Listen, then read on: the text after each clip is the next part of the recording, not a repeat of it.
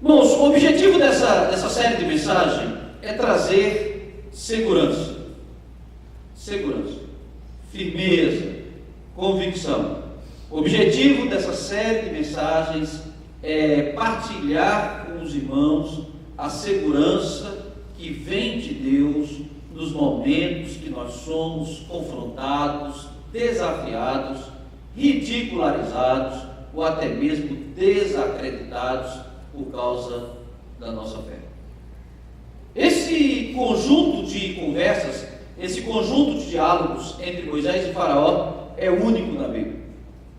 Você não vai achar esse diálogo, essa conversação entre Moisés e Faraó em nenhum lugar, somente no livro de Êxodo. Por um período de cerca de 90 dias, Moisés e Faraó trocaram informações, palavras, dialogaram, conversaram, debateram sobre o futuro do povo de Israel e sobre a existência do Deus de Israel. Eu quero que você, ao longo desse ano, se você tiver, leia com paciência. Eu gosto assim, a Bíblia foi escrita para a gente ler, e tem mais outras facilidades. Hoje você pode assistir o sermão de novo, você tem a possibilidade de assistir na internet, reproduzir, rever, para que você se lembre. Há muitos anos atrás eu fiz uma pesquisa sobre memorização, e é certo que 5 minutos após qualquer diálogo, as pessoas esquecem 95% do que foi dito. Mas meia hora depois, elas perdem mais 4%. E depois de uma hora, elas guardam apenas 1%. Então, uma hora depois de você sair da igreja, 99% do sermão já foi. Você vai relembrar ao longo da sua vida de algumas frases. O pastor falava isso, o pastor falava aquilo, né? Como eu me lembro, como nós lembramos, como nós haveremos lembrar, porque faz parte do processo mental descartar a informação, senão o computador dava problema, né? Igual a Microsoft essa semana travou tudo aí pelo Brasil afora e a gente teve que correr atrás para mexer algumas coisas. Por isso é importante relembrar, é importante que você se lembre. Agora preste atenção, Faraó e Moisés conversaram quantas vezes? 4 vezes, ou 10 vezes. Durante um determinado período eles tiveram 10 diálogos. Por isso que o tema da série é as 10 falas de Faraó. No primeiro encontro, Deus encontra com Moisés, Deus se encontra com Moisés lá no monte e fala assim: vá até o Egito, vá até Faraó e diga para Faraó: deixe o meu povo sair. E aí Faraó fala pela primeira vez. O que Faraó falou? Não conheço o Senhor, nem deixarei ir o povo de Israel. É a primeira fala. Não conheço o Senhor, nem deixarei ir o povo de Israel. Mas daqui a pouco eles têm outro diálogo, eles têm outra conversa. E o Faraó fala o seguinte: Moisés, vocês estão distraindo o povo. Para de distrair o povo. Religião é uma questão de distração. Esse negócio de Deus, isso não existe. A primeira fala do Faraó tem a ver com ateísmo.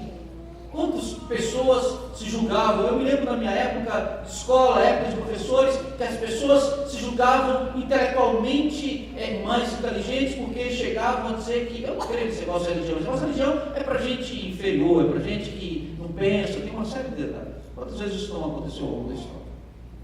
Não sei, não conheço esse Deus, nem deixo ir. Vem o segundo momento. Vocês estão distraindo o povo. Vamos aumentar o trabalho do povo. É a ordem de Faraó. Vamos aumentar a carga de tijolo, vamos aumentar a quantidade de trabalho, vamos aumentar aquilo que tem que ser feito, porque o povo está ocioso. Esse negócio de adoração é ociosidade. Se tivesse mais o que fazer, se o povo tivesse mais o que fazer, eles não ficariam aí procurando igreja, essas coisas todas. Aí Deus começa a mandar as pragas. Não é? O diálogo não acontece simultaneamente com as pragas. Os 10 diálogos não são iguais às 10 pragas. Ainda acontecem, Deus manda a primeira praga, manda a segunda. Quando Deus manda a praga das rãs, Faraó chama Moisés e fala assim: Moisés, tire de mim as rãs. É a terceira fala do faraó. Aí Moisés pergunta assim: que horas, como é que você quer que eu tire as rãs? Eu vou orar ao meu Deus. Depois da terceira fala, Faraó já é outro homem. Depois do terceiro diálogo, depois das pragas começarem, Faraó já começa a pensar diferente. Mas depois acontece algo, se você ler no livro de Êxodo, capítulo 8, versículo 25, você vai encontrar a quarta fala de Faraó. O Faraó fala pela quarta vez. Preste atenção como o Faraó já está mudando radicalmente, como ele já está mudando a maneira de ser, a maneira de pensar, como ele já está mudando a maneira de falar. O que foi que o Faraó disse? Então, vamos ler todos juntos, dá para ler, se alguém tiver Bíblia. Então, Êxodo 8, 25. Então chamou Faraó a Moisés e Arão e disse: ide e sacrificai ao vosso Deus nessa terra. Apenas 4 falas. Apenas algumas palavras. Ide e sacrificai ao vosso Deus nessa terra. Se fosse hoje, de repente a pessoa ia dizer: glória a Deus, já estamos livres para começar a cultuar o Senhor no Egito. Quebramos uma barreira. Mas é a quarta fala ainda faltam mais 6 outras falas. E eu diria que a quarta fala de Faraó, ela esboça aquilo que eu chamo de sincretismo. É a religião sincrética. Faraó pensa mais ou menos o seguinte: olha, esse Deus de Moisés está começando a me incomodar. Esse Deus de Moisés está começando a me gerar problemas.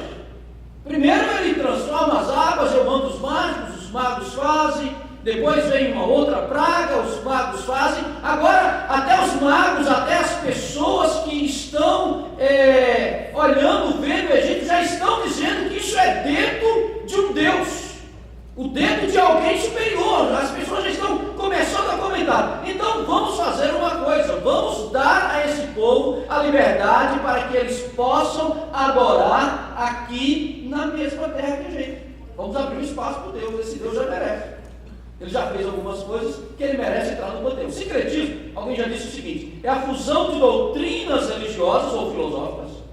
A origem se deve provavelmente ao livro Moralidade. Você vai pesquisar os maiores escolas, eles vão falar sobre isso em Plutarco, no capítulo Amor Fraternal, onde o filósofo comenta que os cretenses esqueciam as diferenças internas a fim de se unir para combaterem o mal maior. A ideia cretense, por isso daí vem sincretismo, vem de Creta, tem a ver com a filosofia dos homens de Creta. E ali esses homens se uniam e deixavam de fora alguns detalhes.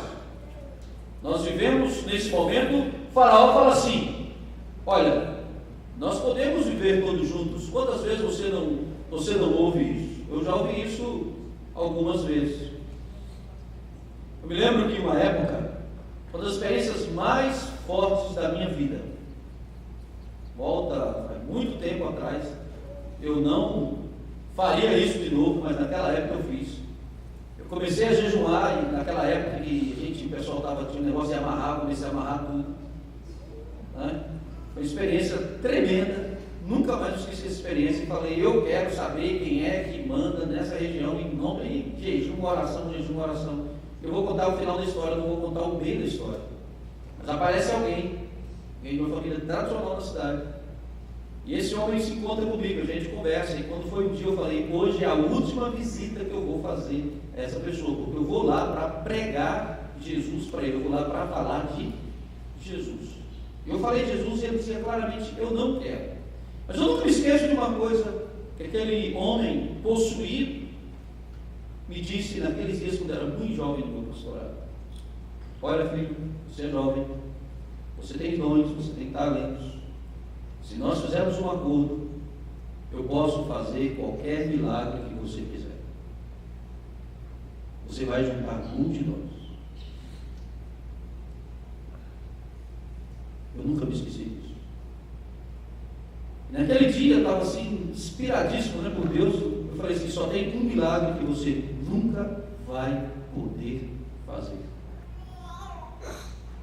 Você nunca vai ter o privilégio de ver uma vida transformada através de Cristo Jesus. Porque a Bíblia diz que você vai fazer descer fogo do céu, mas transformar vidas através de Cristo Jesus é um privilégio de Jesus Cristo. Sincretismo é isso. É a proposta para que a gente junte as coisas. É uma proposta para que a gente junte as coisas, para que a gente possa juntar as coisas. E Faraó faz essa proposta a Moisés e Arão: podem juntar o Deus de vocês aos nossos deuses, sacrifiquem aqui na terra, sacrifiquem aqui na terra onde nós estamos, sacrifiquem ao Senhor nesse lugar. Ora, no Egito havia muitos deuses, havia muita gente que adorava de tudo. E ali a gente aprende que no dia a dia nós devemos ter cuidado com a fala do Faraó. Se você prestar atenção, você vai descobrir que Faraó não estava preocupado com a adoração ao Senhor. Essa não é a origem da sua preocupação. A preocupação do Faraó em fazer mais um culto no Egito, em ter mais um culto no Egito, a preocupação de Faraó em ter aquele culto é manter o seu domínio sobre todas as coisas. Outra época, eu me lembro de várias vezes, pelo menos umas 3 vezes, estava conversando com alguém, nessa época uma autoridade, e essa autoridade falou assim: olha, vamos juntar o povo aí, vamos fazer um cultão aí com todo mundo, vamos juntar as pessoas, a gente junta todo mundo e cultua todo mundo junto, faz um grande culto, chama o pessoal, chama o povo, ide, sacrificai ao Senhor nessa terra. Às vezes a gente pensa que Faraó morreu, o Faraó continua vivo, não aquele Faraó. Aquele Faraó foi sepultado, aquele Faraó morreu, porque quem pensa como Faraó, vive como Faraó, morre como Faraó. Eu gostaria que pelo menos ao longo dessa série você guardasse essa frase que nós criamos exatamente para caracterizar a série. Quem pensa como Faraó, vive como Faraó, morre como Faraó. Quem pensa como Moisés, vive como Moisés, morre como Moisés. Faraó morreu levado ao abismo, diz a palavra de Deus. Moisés se encontrou com Deus e foi sepultado pelo próprio Deus.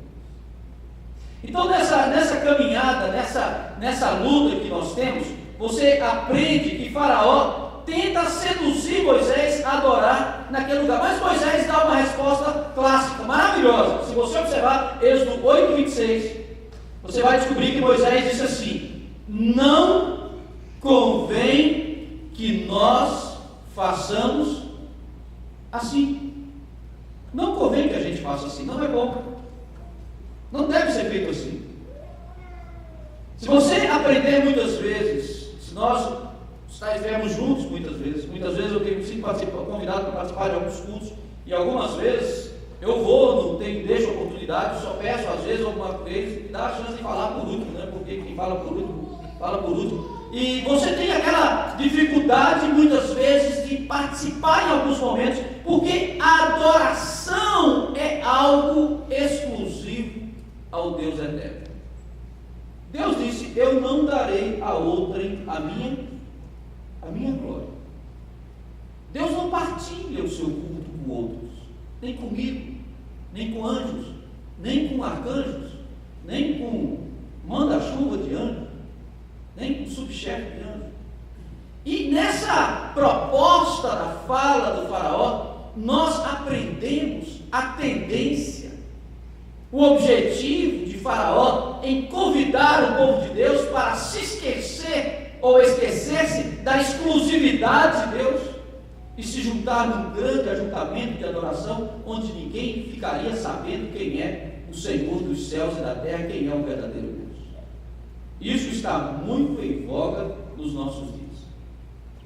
Nós estamos vivendo agora não simplesmente uma época que nós chamamos de sincretismo religioso, nós estamos vivendo uma época que nós chamamos, que Harvard principalmente é uma das grandes patrocinadoras do movimento, que se chama universalismo religioso.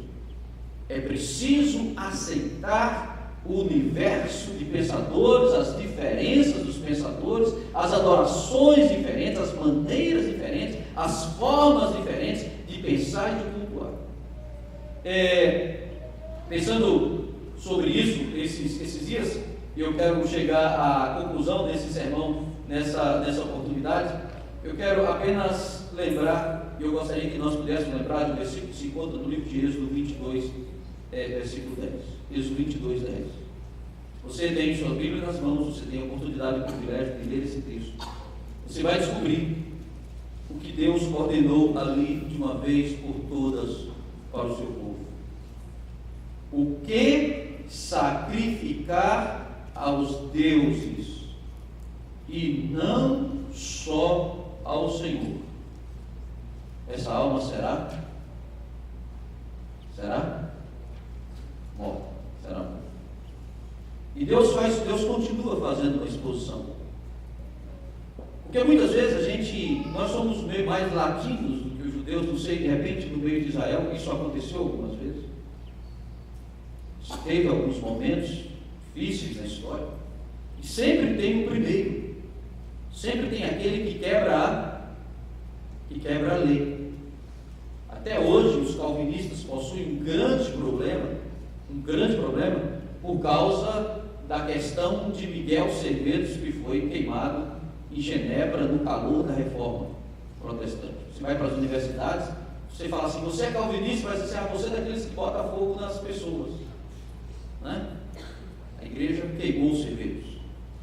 Foi um escândalo, ainda hoje é um dos grandes erros. Se você for nas universidades, você estudar sobre calvinismo, sobre algumas coisas, você vai descobrir que esse Rafael, o suíço lá, pela Suíça, a gente aprende nisso, a gente vê isso, você vê como foi difícil. Mas se você ler as cartas de Calvin a Servetos, dizendo a ele, não venha para Genebra, não venha divulgar a tal doutrina em Genebra, se você vê os diálogos, as tentativas de conciliação para que ele não afrontasse as pessoas, você vai descobrir que Servetos foi o homem que testou os nervos da reforma no momento crucial da história da humanidade. Ele queria saber se as pessoas verdadeiramente iam ter coragem de puni-lo, porque ele veio para o meio de uma reforma protestante divulgar uma outra doutrina que não era a doutrina protestante dos dias, e testou toda a liderança da cidade, testou todos os negros da cidade naquele sentido. Moral da história, Servetos não ouviu. Servetos foi para Genebra, divulgou a contra-reforma, por causa disso ele foi queimado. A ordem naqueles dias de Moisés, no tempo mosaico, não era como hoje. O tempo de Moisés era o tempo do sim, sim, não, não. Olho por olho, dente por dente. Era a lei de Moisés naqueles dias. E Deus dá uma ordem, a ordem não era para o egípcio, a ordem não era para o povo do outro povo, mas a ordem era para que houvesse purificação dentro do culto. Se alguém, de alguma forma, servir a outro Deus, será morto. E você imagine mais ou menos o que aconteceu dentro daquele processo. Você imagina mais ou menos o que aconteceu dentro daquela dificuldade. E Deus diz algo mais interessante: essa vida será responsável pelo seu próprio sangue. Não é o juiz, não é o executor. Se nós observarmos, irmãos, amigos, pessoas que se encontram aqui nessa oportunidade, nós devemos nos entender, devemos aprender com a quarta fala de Faraó, que Deus é um Deus que prima, que zela pela exclusividade. Ele diz nos seus mandamentos: não terás outros deuses diante de mim. Não farás para ti imagens de escultura, nem semelhança alguma do que há no céu, na terra, nem debaixo da terra. E se alguém adorar outro Deus que não seja o Senhor, será morto. Essa mensagem, amados irmãos, traz para nós um grande desafio. O desafio da decisão. O desafio da decisão. É por isso que eu digo que essa série tem muito a ver com convicção, tem muito a ver com segurança. E qual é a grande decisão que Deus espera de todos nós? É que eu e você possamos dizer claramente, objetivamente, que nós somos adoradores do Deus de Israel. Faraó começou dizendo que nem conhecia, nem ia deixar o povo ir. Ele haveria de conhecer o Deus de Israel e haveria de deixar o povo partir. Faraó começou brincando, dizendo as coisas, que aquela questão de culto e adoração era coisa de gente ociosa. Mas ele haveria de descobrir que aquele culto era culto ao Deus verdadeiro. Importantíssimo para a vida, primordial, essencial para a vida. E aí eu me lembro das frases do grande filósofo pernambucano Geraldo Medeiros, que dizia o seguinte: se a vida é tão breve e a eternidade é tão longa, o mais irresponsável dos homens é aquele que não cuida da eternidade, é aquele que não pensa na eternidade, é aquele que pensa apenas na vida que é breve. Se a vida é tão breve e a eternidade é tão longa, o homem que não pensa na sua eternidade, ele está cometendo o maior erro da sua vida. Faraó, na sua fala e na sua perspectiva, ele queria que Israel juntasse o povo ao seu povo e prestasse o mesmo culto juntos. Mas Deus não permitiu. Eu quero me lembrar, uma última cena para a gente encerrar esse sermão antes da oração, da sua última tentativa de fazer isso. Não foi apenas Faraó, não foi apenas o povo de Israel, não sou apenas eu, não é apenas você. Isso aconteceu também com Jesus de Nazaré. Na última tentação, o maligno o transportou para um alto monte, e ao transportá-lo para um alto monte, ele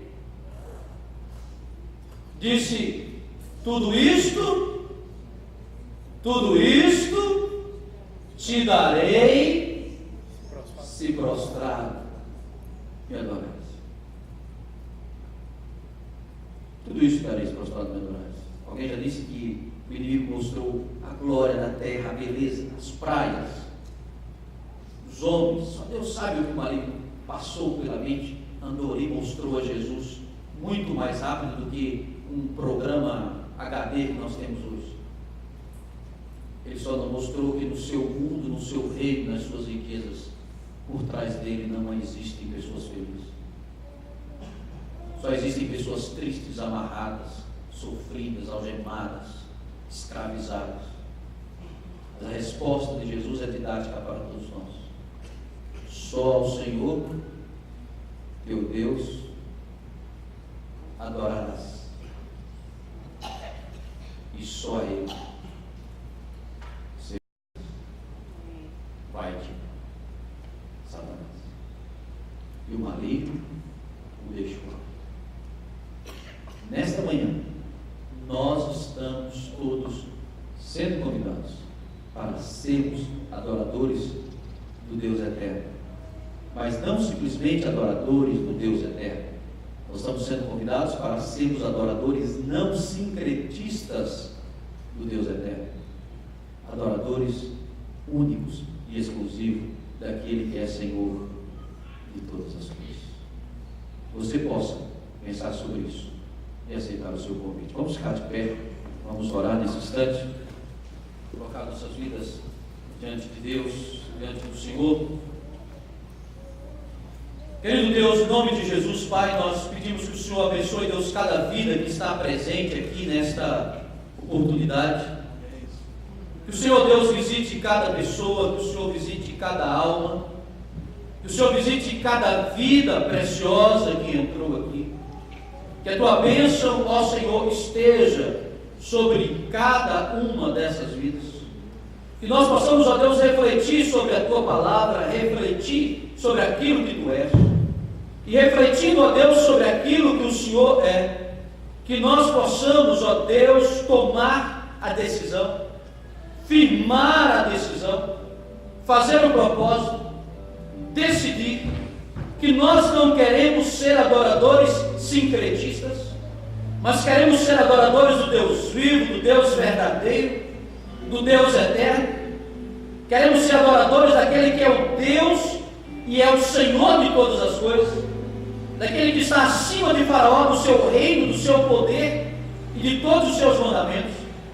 E que no nome de Jesus o Senhor ministre a tua bênção e a tua fé e a segurança que o Senhor deu a Moisés às nossas vidas, a fim de que nós sejamos adoradores do Deus verdadeiro, a fim de que nós sejamos adoradores de Ti, Senhor. Abençoa, Deus, as nossas vidas, nós oramos, em nome de Jesus. Traz a tua bênção, a tua paz, a tua graça sobre nós, hoje e sempre.